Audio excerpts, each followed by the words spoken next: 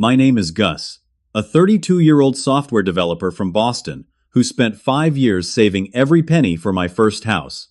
I thought my birthday party would be a celebration of my achievements.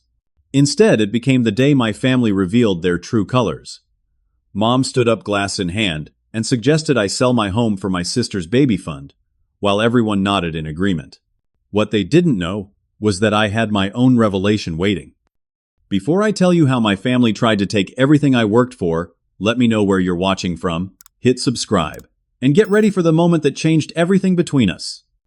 Growing up in a middle-class suburb outside Boston, our family appeared normal from the outside. My parents Richard and Martha provided us with the basics, but there was always an imbalance I could feel, but never fully articulate as a child. My sister Haley, 2 years my junior, somehow always ended up with the newer clothes, the better school supplies, and the lion's share of attention at family gatherings. When report cards came home, my straight-as would receive a cursory nod while Haley's mix of B's and C's would be celebrated with ice cream trips. School just comes easily to you, Gus' mom would explain. Haley has to work harder for her grades. The irony was that I actually studied every night while Haley spent hours on the phone with friends. This pattern continued into our teenage years. I worked weekends at the local grocery store, stocking shelves, saving every dollar for college. Meanwhile, Haley received a car for her 16th birthday.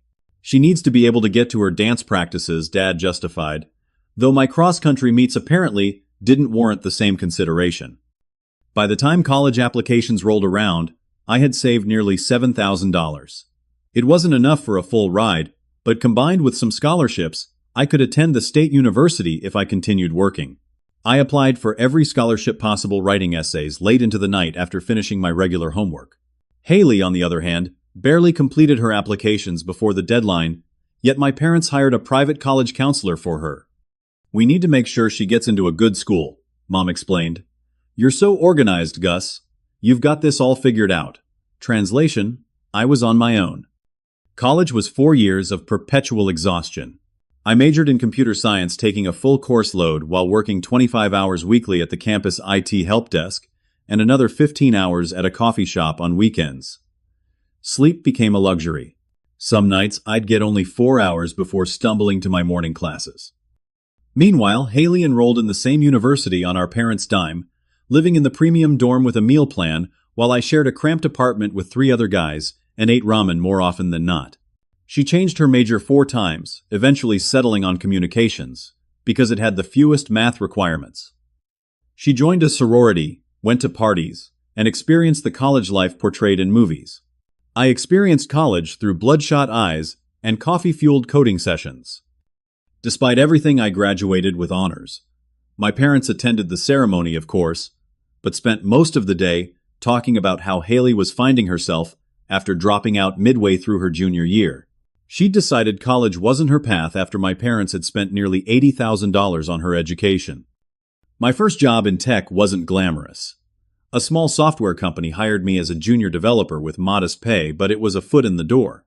I worked 60-hour weeks, volunteered for every project, and absorbed knowledge like a sponge.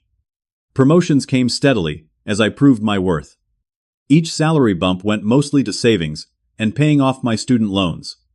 5 years after graduation, I finally had enough for a down payment on a modest 3-bedroom house in a decent neighborhood. Nothing fancy, just under 2,000 square feet, with a small yard and outdated kitchen, but it was mine. The pride I felt signing those mortgage papers was indescribable. No one in my family had ever owned property before. I should have been celebrated. Instead, Mom's first comment upon seeing it was, "It's a bit big for just one person, don't you think?" Dad added. "You know property taxes are killer in this neighborhood. Not a single congratulations." Throughout these years, Haley bounced between jobs like they were dating prospects. Retail associate for 3 months, administrative assistant for 6 weeks, social media manager for a local boutique, until she got into an argument with the owner. Each departure was never her fault, according to our parents. The bosses were unreasonable, the hours unfair, the pay insulting. Then, Haley met Bradley at a concert. Tall with carefully disheveled hair and a perpetual 5 o'clock shadow, He talked endlessly about his entrepreneurial ventures and business connections. What he didn't talk about was his actual income or employment history. He drove a leased luxury car he could barely afford and lived in an apartment subsidized by his parents, though he told everyone he got a deal because the landlord is a buddy. My parents welcomed Bradley like he was royalty. "He has vision," Dad would say, nodding seriously. "That young man is going places." The fact that he hadn't actually gone anywhere in his 34 years of existence seemed irrelevant. Our extended family reflected the same dynamics. Cousins Luke and Alice always treated me with genuine interest, asking about my work and achievements. We'd grab coffee occasionally, having real conversations about life. But cousins Danielle and Mark were firmly in Haley's corner, always validating her choices and giving me sideways looks when I wouldn't immediately offer help for her latest crisis. Despite feeling perpetually undervalued, I maintained my connection to the family. I showed up for every birthday holiday and random Sunday dinner. I listened to Haley's dramatic retelling of workplace injustices. I nodded through Bradley's explanations of cryptocurrency investments that were always about to pay off big time. I helped Dad fix things around their house and set up Mom's new devices. I was the reliable son, the steady presence, the one who would never rock the boat. Then came Haley's pregnancy announcement delivered dramatically at Easter dinner. Bradley beamed with pride while contributing absolutely nothing to their preparation for parenthood. My sister was unemployed again, having quit her receptionist job because the fluorescent lighting was giving her migraines. Bradley's latest venture involving dropshipping luxury pet accessories was unsurprisingly not turning a profit. The family erupted in celebration nonetheless. Mom cried tears of joy. Dad clapped Bradley on the back like he'd accomplished something extraordinary. Aunts immediately began planning a baby shower. No one mentioned the obvious: they were completely unprepared financially and otherwise to raise a child. I kept my concerns to myself, offering congratulations and a genuine smile. I even started researching the best baby products, thinking I could gift them something practical. Deep down, though, I worried. Not about the baby I would love my niece or nephew unconditionally, but about Haley's readiness for the sacrifices parenthood requires when she'd never sacrificed anything in her life. Little did I know that in their minds they'd already identified the source of their baby preparation fund me. My 32nd birthday fell on a perfect Saturday in September. The leaves had just started to turn, bringing splashes of gold and red to my backyard. After years of apartments with roommates, hosting a gathering in my own home felt significant. I spent the entire week preparing deep cleaning every room, hanging string lights across the back porch, mowing the lawn to pristine evenness. I splurged on food, preparing my favorite dishes rather than ordering takeout. Slow-roasted pulled pork that I started marinating Thursday night. Homemade mac and cheese with 3 different kinds of cheese. Fresh corn on the cob from the farmer's market. Garlic bread from scratch. And for dessert, a chocolate cake from the local bakery that made everything from scratch with real butter and high-quality chocolate. The morning of the party, I felt a surge of pride arranging furniture on the back deck. My house wasn't fancy, but it was comfortable and welcoming. The kitchen might have outdated cabinets, but everything was spotlessly clean. The living room furniture was mostly secondhand, but arranged thoughtfully around the fireplace. This was the first real home I'd ever had purchased through years of saving and careful financial decisions. Guests started arriving around 4 in the afternoon. My best friend Trevor was first helping me set up the last few things and bringing a good bottle of whiskey as a gift. "Proud of you, man," he said, looking around the space appreciatively. "You built this life brick by brick." My parents arrived next with Haley and Bradley in tow. Mom hugged me tightly, then immediately began inspecting the house. "The floors in here are really nice," she commented, running her foot across the hardwood. "Original to the house." "Yes," I confirmed. "They need refinishing, but that's on my list for next summer." "Such a good investment," she nodded. "Hardwood floors really hold their value when you sell." I thought it odd that she immediately jumped to selling, but I brushed it off. Dad wandered through the living room, peering out windows and tapping on walls. "Good bones in this place, Gus. What did you say you paid again?" I reminded him of the purchase price, though we'd discussed it multiple times. "And how much equity have you built so far?" He pressed an unusual question for what was supposed to be a casual birthday gathering. Haley made herself at home on my couch, her hand resting prominently on her barely visible baby bump. Bradley immediately located the most expensive items in my home, my gaming computer setup and sound system, and began asking detailed questions about their cost. "This neighborhood is really coming up," Haley commented, looking around. "You must have gotten in at just the right time. I bet it's worth way more now." "It's only been a year," I laughed. "But yes, property values are steady." "You know," she continued, stretching out further, "this living room is a perfect size for a playpen and all the baby stuff. Our apartment is so cramped I can hardly imagine where we'll put everything." Before I could respond, more guests arrived. Aunt Barbara and Uncle Frank, cousins Danielle and Mark, and a few others. The small talk continued in this strange vein.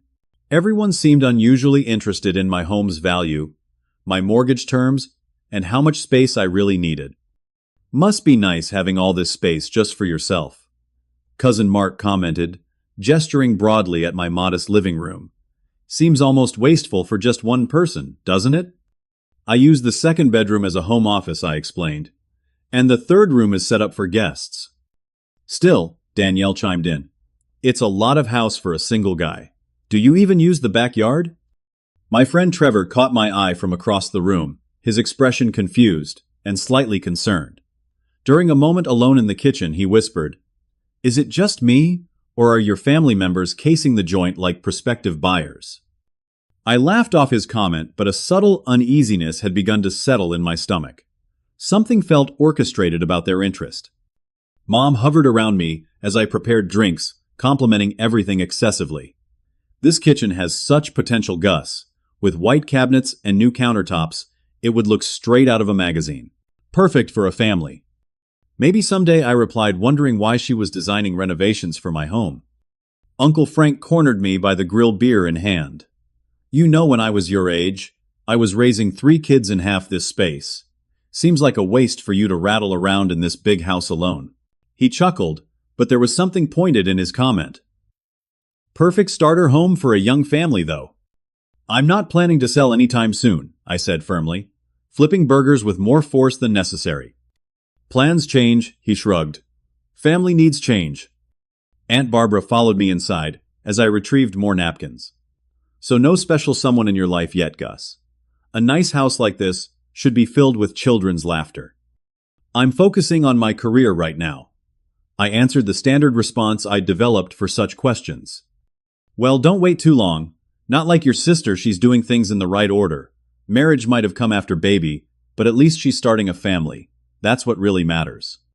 I bit my tongue, resisting the urge to point out that starting a family typically involved some plan for supporting said family. Instead, I smiled politely and excused myself. The cake moment should have been simple and pleasant. Everyone gathered around the dining table, singing an off-key rendition of Happy Birthday as I prepared to blow out the candles. But even this felt strange. My family members exchanged glances throughout the song, subtle nods passing between them like some secret code I wasn't privy to. Trevor leaned close as I cut the first slice. "Something weird is happening," he murmured. "They keep whispering when you're not looking. I don't like it." I handed him a generous piece of cake. "It's probably nothing. They're just being their usual strange selves." "No," he insisted. "This is different. They're up to something." As everyone took their seats for dinner, the strange energy intensified. Haley and my mother kept exchanging meaningful glances. Dad cleared his throat several times, like he was preparing to speak, then thought better of it. Bradley checked his watch repeatedly, as though waiting for an appointed time. The pulled pork was perfectly tender, the mac and cheese creamy and golden topped. I'd put heart into this meal, wanting to create a warm memory in my new home. But as forks clinked against plates, and conversation flowed around topics that somehow always circled back to my house finances or Haley's pregnancy, that sense of unease Trevor had identified grew stronger. I noticed my family had arranged themselves strategically around the table. My parents flanked me on either side. Haley and Bradley sat directly across, with the more vocal cousins and aunts positioned nearby. It felt less like a birthday dinner, and more like an intervention, or an ambush. The realization made my stomach tighten, appetite vanishing, despite the food I'd spent days preparing. Whatever was coming, I wasn't going to like it. And, Judging by the determined expressions being poorly concealed around my dining table, I wouldn't be able to avoid it either. The dinner plates had been cleared, and a comfortable fullness settled over the table. The perfect moment in any gathering bellies, satisfied conversations flowing easily. The awkwardness of arrival long past. I started to relax slightly, thinking perhaps Trevor and I had misread the situation. Then my mother stood up, wineglass in hand. The room fell silent immediately, not the gradual quieting when someone normally prepares to speak, but an instant hush, like a choreographed moment in a play. Every eye turned to her with anticipation I didn't understand. "I want to make a toast," Mom began her voice, carrying that forced cheerfulness I recognized from tense family holidays. "To Gus, our birthday boy. 32 years ago, you came into our lives, and you've grown into such a responsible young man. Standard birthday speech so far." I smiled politely, waiting for the customary happy birthday and many more conclusion. Instead, her tone shifted. "And that responsibility is exactly why we know you'll understand what I'm about to say." She took a deliberate sip of wine, then continued. "As you know, your sister is expecting her first child, the first grandchild in our family." Heads nodded around the table. Haley placed both hands on her stomach, though at 4 months along her pregnancy was barely visible. "Haley and Bradley are facing some significant challenges right now," Mom continued. "Their apartment is too small for a baby, and with both of them between stable jobs, they're in a difficult position to provide the home their child deserves." My chest tightened. I could suddenly see where this was heading, but my mind rebelled against the possibility. "We've all been talking," she gestured around the table, confirming my suspicion that this had been thoroughly discussed before my birthday dinner, "and we all agree that there's an obvious solution that would benefit everyone." She paused, meeting my eyes directly. "Gus, we think you should sell this house and give the money to your sister's baby fund. She needs it more than you do right now." The words hung in the air like a physical presence. I stared at her, certain I had misheard, but the expectant faces around the table confirmed that I hadn't. "You have a good job," she pressed on, "and you're single. You can easily get an apartment and start over. But Haley and Bradley need to provide stability for their child." Around the table, reactions unfolded like a coordinated performance. My cousins Danielle and Mark actually cheered, raising their glasses in support. "That's so generous," Gus Danielle exclaimed, as though I had already agreed. My father nodded along, a pleased smile on his face. "It's the right thing to do, son." Across the table, Haley dabbed at her eyes with a napkin, though I noticed they remained completely dry. "We would be so grateful," she whispered theatrically. "This baby means everything to us." Bradley reached over to squeeze her shoulder supportively, his expression solemn as though witnessing a beautiful act of sacrifice. My aunt and uncle exchanged approving glances. I sat frozen, my mind, struggling to process what was happening. The home I had worked 60-hour weeks for.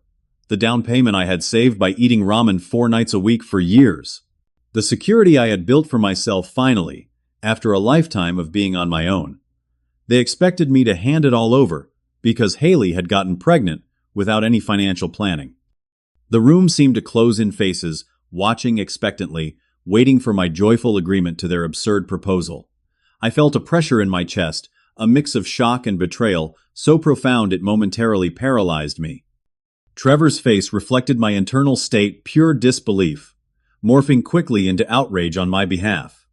His jaw had literally dropped, eyes darting between family members, as though waiting for someone to shout, "Just kidding." "This isn't a spur-of-the-moment suggestion," Mom continued, interpreting my silence as consideration. "We've given it a lot of thought. You're always saying family comes first, and right now Haley's family needs to come first." The calculated nature of the ambush suddenly became clear. The probing questions about my mortgage, the comments about space utilization, the strategic seating arrangement. They had planned this, meticulously choosing my birthday dinner as the venue, because they thought I wouldn't make a scene. My sister leaned forward, unleashing the full power of her practiced damsel in distress routine. "Gus, you know, Bradley and I have been trying so hard. But the baby will be here in 5 months, and we're nowhere close to affording a decent place." Her voice quavered perfectly. "You've always been so smart with money. We need your help." Bradley jumped in his arm around Haley protectively. "We have this vision for the baby's childhood. A safe neighborhood, a yard to play in, Everything you have here, actually. He gestured around my dining room with inappropriate familiarity. We'd make this place a real home. The implication that my house wasn't a real home because it didn't contain their child stung sharply. My cousins on cue began sharing stories of family members who had made sacrifices for each other. Mark described how his brother had loaned him $10,000 for a car down payment, a loan I happened to know had never been repaid. Danielle reminisced about how she'd stayed with Aunt Barbara after college to help with the bills, though in reality, she had lived there rent-free while spending her entire paycheck on herself.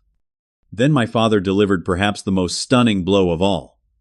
You know, Gus, you've always had everything handed to you. It's time you thought about someone besides yourself. The blatant rewriting of history, the erasure of every sacrifice, every 60-hour work week, every missed social event, because I was working multiple jobs, left me breathless with its audacity. In what universe had anything been handed to me? I had fought for every single thing I had. Uncle Frank leaned back in his chair, waving his hand dismissively. You can always start over, kid. Get yourself a nice little apartment, maybe a condo eventually. You're young. The subtext was clear. My decade of hard work and sacrifice was disposable. My achievement meant nothing compared to accommodating Haley's needs. Aunt Barbara chimed in with the emotional manipulation. Think about that little baby Gus, your own flesh and blood. Don't you want them to have the best possible start? The weight of the coordinated attack pressed down on me. They had answers prepared for every potential objection. They had practiced this, rehearsed it. My birthday dinner in my own home had been transformed into an ambush designed to pressure me into giving up everything I'd worked for. I looked around the table and saw not family but strangers, wearing familiar faces. People who had gathered not to celebrate me but to take from me, who had brought no gifts except the opportunity to surrender my home, who sat in chairs I had provided eating food I had prepared, drinking wine I had purchased while plotting to strip me of my security. Trevor's eyes met mine across the table, his expression a mix of fury and protectiveness.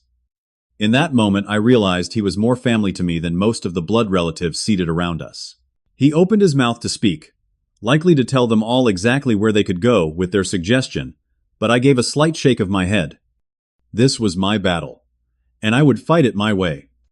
A strange calm settled over me as I surveyed the expectant faces around my dining table. The initial shock had passed, replaced by a crystal clarity I'd never experienced before. In that moment, I could see my family really see them, perhaps for the first time. I slowly stood picking up my water glass. The movement created an immediate hush anticipation thick in the air. My mother's eyes gleamed with victory, misinterpreting my composed demeanor as acquiescence. I'd like to respond to this suggestion, I said, voice steady. I raised my glass as if preparing to toast, allowing hope to flicker across their faces. But first, I think there's something you should know about my finances. I set my glass down and reached for my phone, unlocking it with deliberate slowness. Confusion rippled through the room. This wasn't following their script. You all seem very concerned about my financial situation and how I might best allocate my resources. I continued opening my banking app. So I think it's only fair that I share some relevant information. The screen loaded, displaying my recent transactions. I turned the phone toward the table, though the text was too small for anyone to read from a distance. It wasn't about them seeing the numbers. It was about what I was about to reveal. 3 weeks ago, I received this message from my bank. I began, then read aloud. Confirmation of transfer $250,000 to the Maxwell Education Foundation Scholarship Fund for underprivileged students in STEM. Transaction complete. The room went utterly silent. Forks, that had been midway to mouths, froze in place. What I haven't shared with any of you, I continued evenly, is that for the past 7 years I've been living well below my means. While I put enough into this house to make it comfortable, I continued the same saving habits from college. Every promotion, every bonus, every tax refund, most of it went straight into a separate account. My mother's face had drained of color. My father's mouth opened and closed without sound. I established this scholarship fund last month. It will help students who, like me, have to work their way through school without family support. Students with academic potential, but without financial resources. students who might otherwise never get the chance to pursue careers in technology. Haley's expression morphed from confusion to growing outrage. You gave away $250,000 to strangers. Her voice cracked. When your own sister needs help. I met her gaze steadily. I didn't give it away, Haley. I invested it in changing lives. And I made this decision weeks before I knew about your pregnancy. Bradley's face had turned an interesting shade of red, but that money could have set us up perfectly.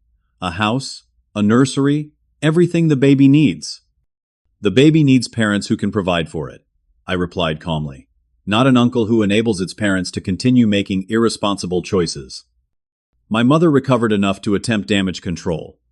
Gus, sweetheart, we weren't suggesting you should give away your money.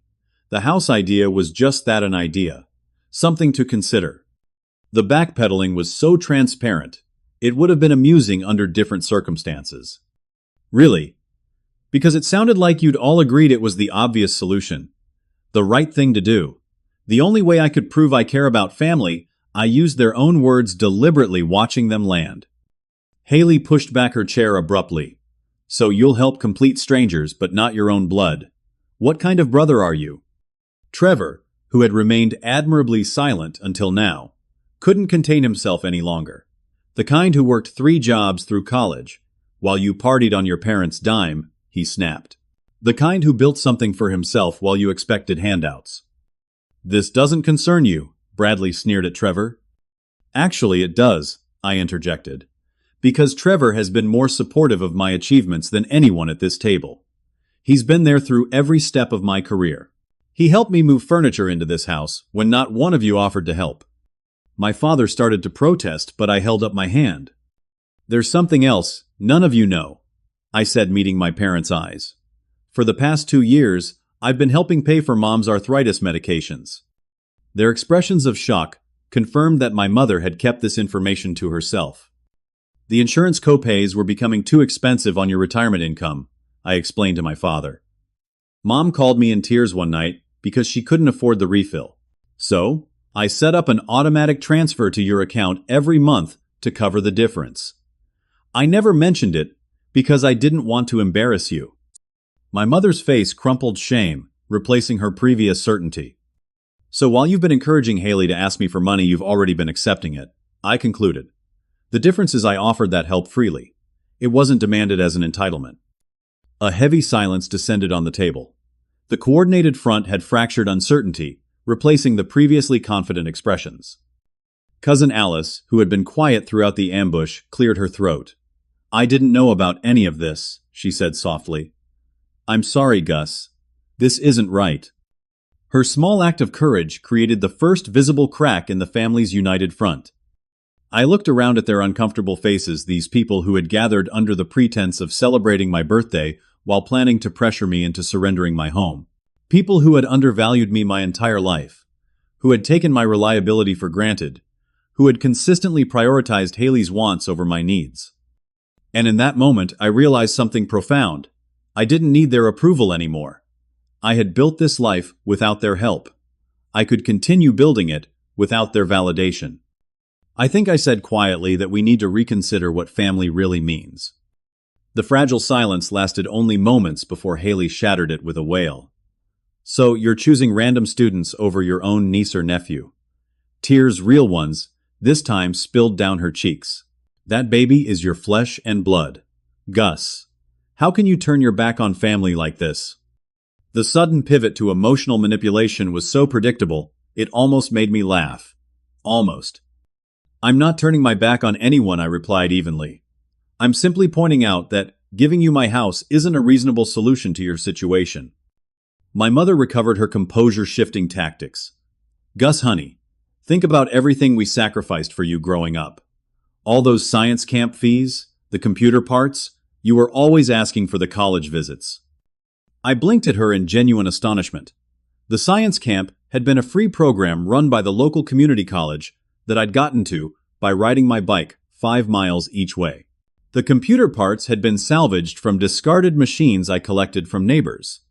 And the only college I'd visited was the State University on a group tour with my high school. And what about all those times I drove you to those programming club meetings, Dad added, doubling down on the fictional history. You never drove me once, I stated flatly. I took the bus.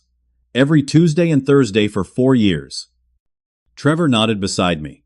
I remember waiting at that bus stop with you in the rain senior year. Your parents were home, but they said they were too busy to drive us. My father's face reddened.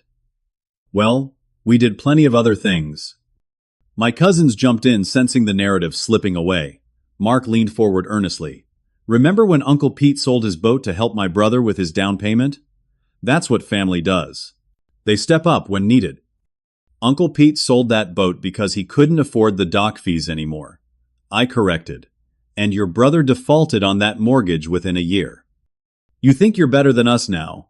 Uncle Frank's voice rose. Just because you've got some fancy tech job and a big house. Let me tell you something. Money doesn't make you family. No, I agreed. Respect does. Support does. Celebrating each other's achievements does. When's the last time any of you did that for me? The challenge hung in the air unanswered. Aunt Barbara cut in with a particularly low blow. Maybe if you weren't so selfish and alone all the time, you'd understand what family means. There's more to life than work and money, Gus. Trevor stood abruptly, his chair scraping against the floor. That's enough. Gus has been nothing but generous and kind to all of you. He invited you into his home to celebrate his birthday, and you turned it into an ambush. And now, you're insulting him because he won't give you his house. Do you even hear yourselves? Bradley's face contorted with anger. Stay out of this. You're not family. He's more family than some of you have been. I replied, my voice quiet but firm. Haley pushed away from the table, hands protective over her small bump. I can't believe this. We've already started looking at houses we can't afford because Mom said you'd help with the down payment. We've been counting on you. The audacity of making plans with my money, without even consulting me, was breathtaking. You quit your job, I asked, connecting the dots. Before securing another one. While pregnant, the environment was toxic, Haley snapped. My manager expected me to be on time every day. The stress wasn't good for the baby. I exchanged a glance with Trevor, both of us momentarily speechless at the entitlement on display. So, let me understand this correctly, I said slowly. You and Bradley are both voluntarily unemployed. You've been looking at houses well beyond your means. And the plan was for me to provide the down payment by selling the home I worked years to afford. Did I miss anything? Don't twist this, Bradley interjected. This isn't about money. It's about family support, about doing what's right for the next generation. Supporting family doesn't mean enabling poor decisions, I countered. The room divided visibly then. Most continued glaring at me with righteous indignation, but a few faces showed dawning discomfort. Cousin Alice looked downright embarrassed. Uncle Jack, who had remained silent throughout, studied his plate with intense focus, clearly wrestling with his conscience. My mother made one final emotional appeal, her voice trembling for effect. Gus, if you don't help your sister, now you're choosing to separate yourself from this family. Is that really what you want? The ultimatum hung in the air between us. I looked at her, really looked at her. This woman who had raised me, but had always seen me as secondary, who had never once acknowledged the work I'd put in to become self-sufficient, who was now attempting to weaponize family connection to extract compliance. When report cards came home, my straight-as would receive a cursory nod while Haley's mix of B's and C's would be celebrated with ice cream trips. School just comes easily to you, Gus, Mom would explain. Haley has to work harder for her grades.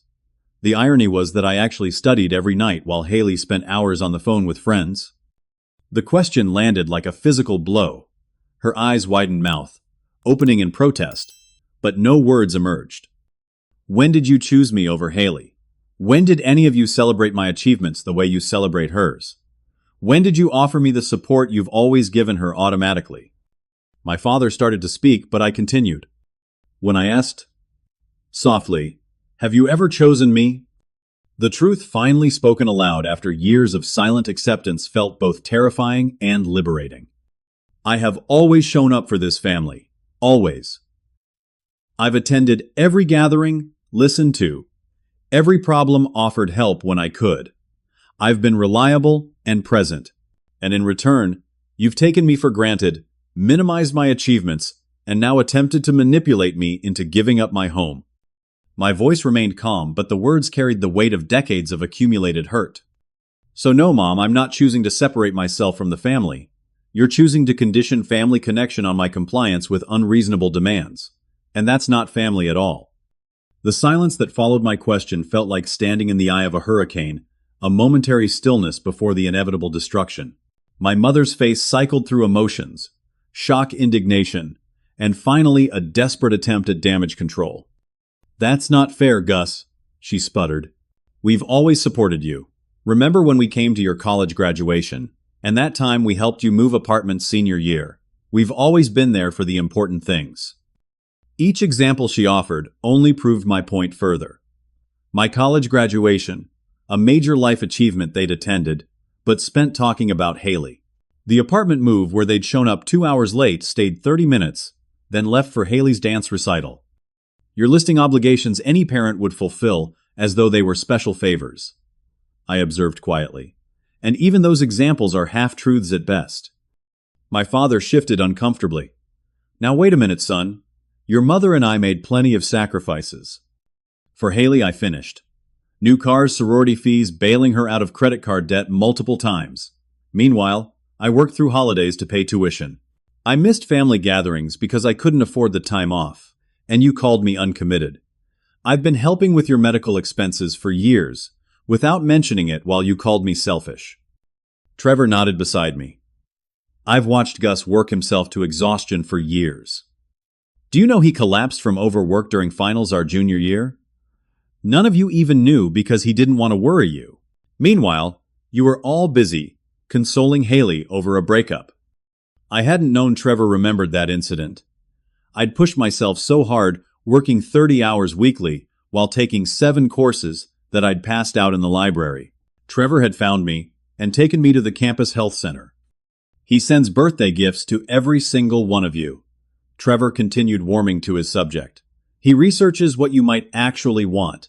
He remembers your favorite books, foods, hobbies. When was the last time any of you gave him something that showed you knew him at all? Something that wasn't an afterthought or a gift card?" Haley's face contorted with rage. "This isn't about birthday presents. This is about a baby. My baby, your niece, or nephew, who needs a proper home." "And who's responsible for providing that home?" I asked. "The baby's parents or their uncle?" "We're family," she shrieked, abandoning any pretense of composure. "Family helps family." "I've been helping our actual parents with medical bills for years," I reminded her. "Where was your help for them, or for me when I was struggling through school?" "That's different. I was finding myself I had my own problems. And now I have my own life," I replied. "One I built through sacrifice and hard work. One I won't dismantle, because you and Bradley failed to plan for your child's future." Bradley stood abruptly, his chair nearly toppling. "If that's how you feel, then maybe your niece or nephew doesn't need to know Uncle Gus at all." The threat, using an innocent unborn child as leverage, solidified everything I'd realized about my family tonight. "That would be your choice," I said evenly. "But it would say far more about you as parents than it would about me as an uncle." My father, who had been uncharacteristically quiet for several minutes, suddenly looked up. Something had shifted in his expression, a clarity I wasn't accustomed to seeing there. "Haley," he said slowly, "maybe we should consider other options. Gus has worked hard for his home. Perhaps we were too quick to suggest." My sister rounded on him with such fury that he actually leaned back. "Are you kidding me? You were the one who said he'd definitely agree. You said he always does what we ask eventually." The casual revelation of how they viewed me as reliably manipulable landed like a slap. My father had the grace to look ashamed. "I think I said, standing fully, that everyone needs to leave now." The pronouncement fell into the room like a stone. "You can't be serious," my mother gasped. "It's your birthday dinner. A dinner you turned into an ambush. A dinner where you suggested I surrender my home to solve Haley's problems. A dinner where not one of you brought an actual gift because you assumed I'd be giving you the ultimate gift instead." I gestured toward the front door. "So yes, I'm entirely serious. This evening is over." Reactions varied wildly. Aunt Barbara huffed in outrage. Uncle Frank muttered something about ungrateful kids these days. Cousins Danielle and Mark exchanged disbelieving looks. Haley's face crumpled into theatrical sobs. You're really choosing your precious house over family, over your own sister. I'm choosing boundaries, I corrected. I'm choosing self-respect. I'm choosing not to let myself be manipulated and exploited by people who claim to love me. My mother made one last desperate attempt. If you do this, if you throw us out, you're fracturing this family. Gus, is that what you want? To be responsible for breaking us apart? I met her gaze steadily. Family isn't broken by one member setting healthy boundaries. It's broken by the others refusing to respect them. For a moment, no one moved. Then Bradley stood pulling Haley up with him. Come on, we don't need to beg. He shot me a venomous look. Remember this moment when you're all alone in this big empty house. They moved toward the door, Haley's sobs growing louder for maximum effect. My parents followed hesitantly, my mother's face a mask of disbelief that her plan had failed so spectacularly. One by one, the family members who had come to celebrate my birthday or so, I'd thought gathered their belongings and filed out. Some departed with angry backward glances, others with uncomfortable shuffling, a few with expressions I couldn't quite read. As the front door closed behind the last of them, the house fell into a silence, so profound I could hear the refrigerator humming from the kitchen. The birthday decorations I'd hung that morning now seemed like artifacts from another life, a life where I still believed in the family I thought I had.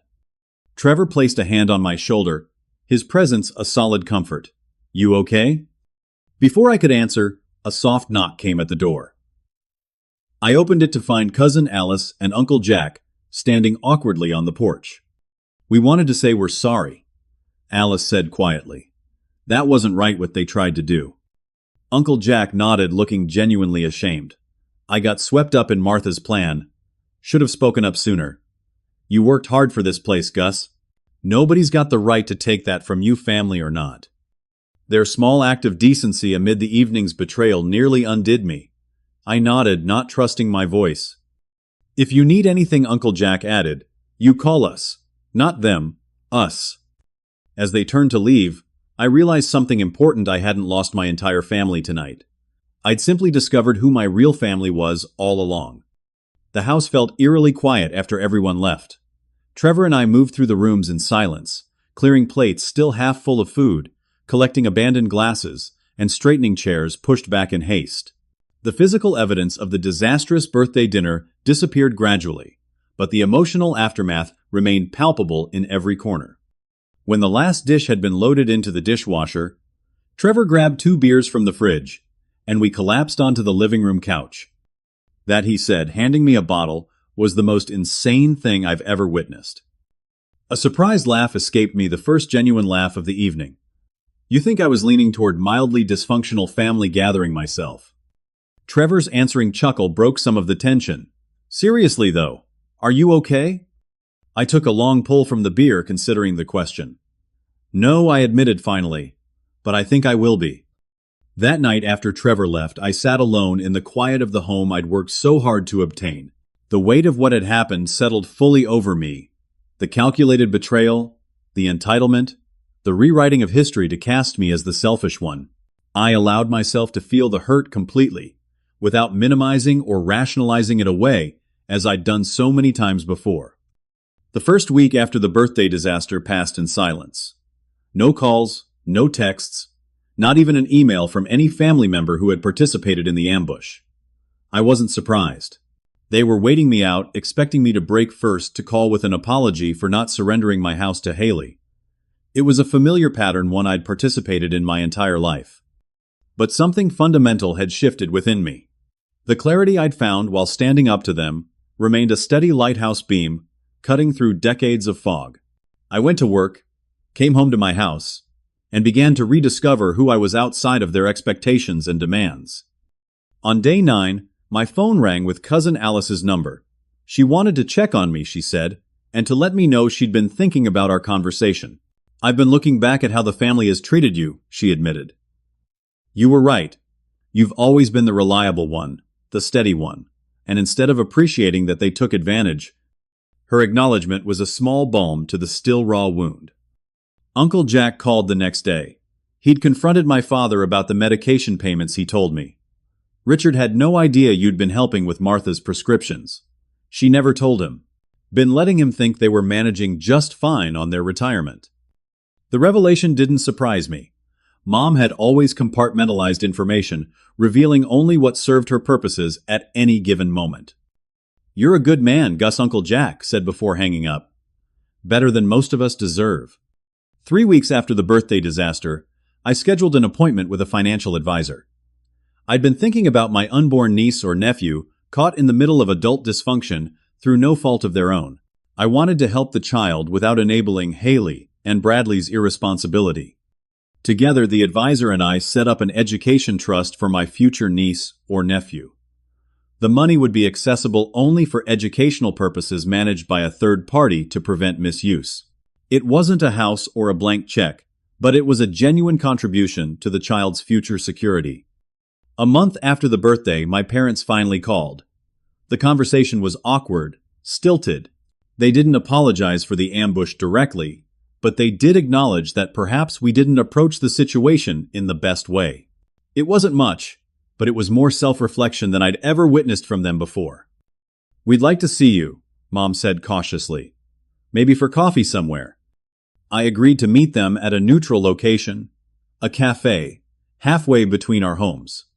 The boundaries I'd established needed to remain firm. That coffee meeting was uncomfortable, but necessary. I explained clearly why their actions had hurt me, not just at the birthday dinner, but throughout my life. I detailed the double standards, the lack of recognition, the persistent favoring of Haley, regardless of our respective choices or achievements. "We never meant to make you feel less important," Dad protested, but his voice lacked conviction. "Impact matters more than intent." I replied, a phrase my therapist, yes, I'd started seeing one, had shared. And the impact has been decades of feeling undervalued and taken for granted. Mom teared up. Dad looked away uncomfortably, but for once, I didn't rush to ease their discomfort. This was the conversation we should have had years ago. We established new terms for our relationship.